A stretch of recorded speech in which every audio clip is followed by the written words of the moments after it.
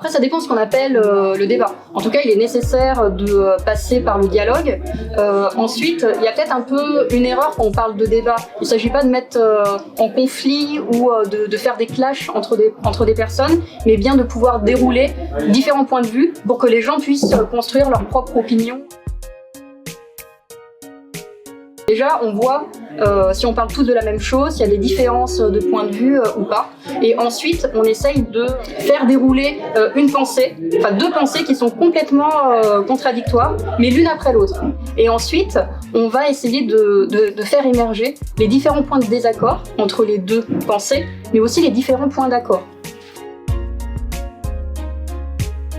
Nous, on part du principe que un bon débat, c'est déjà clarifier les termes du débat. C'est pour ça qu'on fait tout un petit travail sur les représentations. C'est aussi les intervenants puissent construire ensemble. En principe, il y a trois grandes pistes quand on est sur un débat. Soit on n'arrive pas à vraiment construire les désaccords, soit on va être dans le compromis, ce qui n'est pas satisfaisant non plus, c'est-à-dire que les deux vont céder un petit peu. L'idéal que nous on poursuit, c'est ce qu'on appelle l'intégration. C'est qu'à partir de ces points de désaccord, on peut travailler sur une voie qui soit plus riche et qui nous permette d'avancer. Donc ça, c'est l'idéal.